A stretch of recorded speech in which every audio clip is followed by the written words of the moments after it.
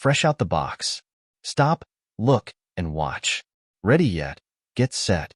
It's SNL in review. Our favorite late-night variety program returns, as part of a 3-week consecutive stretch of shows, beginning with tonight's episode hosted by Ramy Youssef. He has a new stand-up special, More Feelings.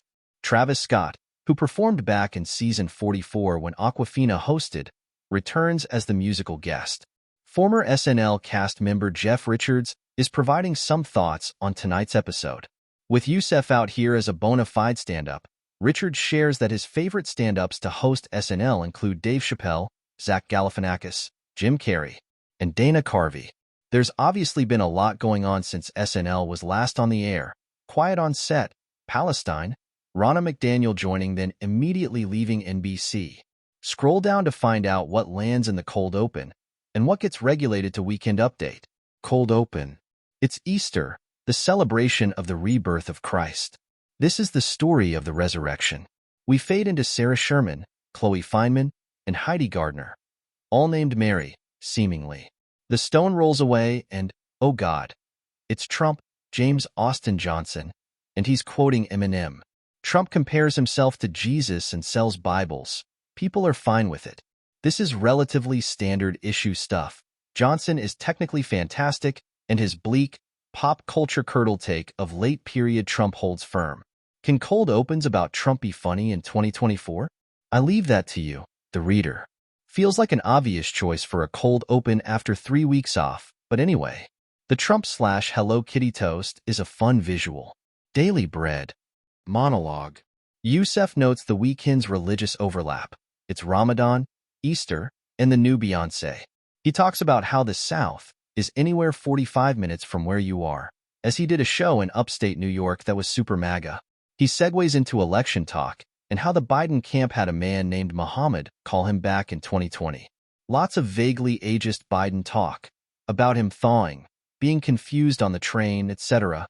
He wants the next president to be female, maybe even a trans woman. The audience agrees, but isn't especially enthusiastic. This is New York. They're liberal, but still Italian. His prayers are complicated these days.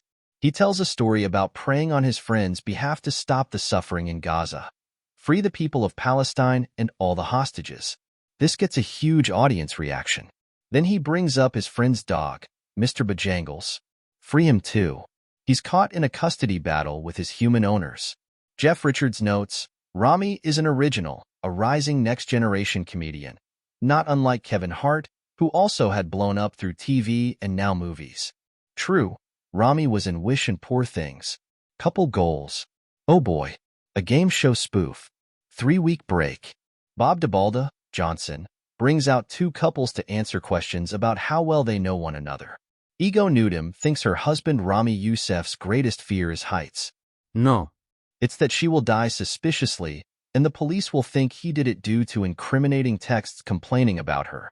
We saw this last April when Quinta Brunson hosted. This is the lead sketch? Ouch. Please don't destroy. We got too high. Foot Travis Scott. A night out with Travis Scott. We see our boys go full Lonely Island here. They are enjoying their time but get too high. They express their anxiety in song, voice effects and all. Youssef laments a poor choice of words he used earlier in the night, when he said they were going to have a twisted rockin' ball with the rapper. That's not a phrase, man. I'm really hoping everyone forgot that I said that. Immigrant dad talk. Youssef and Marcelo Hernandez smoke and talk about their good children, as well as their sons. The neighborhood men rag on their silly, modern offspring. Clearly, Hernandez is becoming the breakout new cast member out of his group, right? Their first guest is Mikey Day, a newcomer to the block. His Little Flex son is his best friend. Connor, played by Andrew Dismukes, has a funny moment where he comes out and kisses Day on the lips. Our old school hosts do not appreciate this white helicopter style of parenting. Solid. Kenan Thompson is decently funny here too. Team captain, coach, Kenan Thompson, and team captain, Youssef, try to rally their high school basketball team. They are being beaten, but there's a reason. Coach accidentally sent the team chat pictures of himself dressed as a cat instead of his wife. Oh boy, furry porn humor. After 20 years of marriage, you have to miss it up sometimes. The opposing team is sending them kitty litter, trying to throw them off. The sketch is Youssef trying to excuse the many embarrassing moments. Devin Walker's reaction shots as the coach's son are pretty funny. Ozempic for Ramadan. The last few years of fasting during Ramadan have been tough for this family man, Youssef. But now he, along with Thompson and Nudem, just stab themselves with needles to get through the month.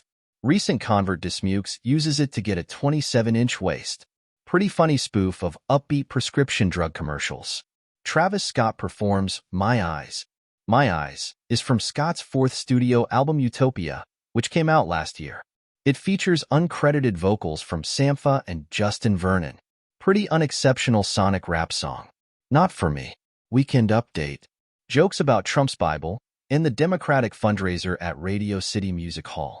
Michael Che makes a shocking joke about the Baltimore Bridge collapse and Joe Biden, then feigns surprise at the audience's crowd reaction. His joke about Ronna McDaniel is relatively norm-esque. More jokes about Boeing, too. Kate Middleton made a very sad health announcement recently, which called into question the many conspiracy theories about her that spread online. Influencer Piper Dunster, Feynman, briefly hopped on the bandwagon, as she is a stay-at-home mom who prefers not to think about her kids. All her predictions and endorsements over the years have been horribly wrong, things like supporting George Santos, even going back to her MySpace days when she loved Lance Bass. Not bad. Flaco's widow, Sarah Sherman, appears.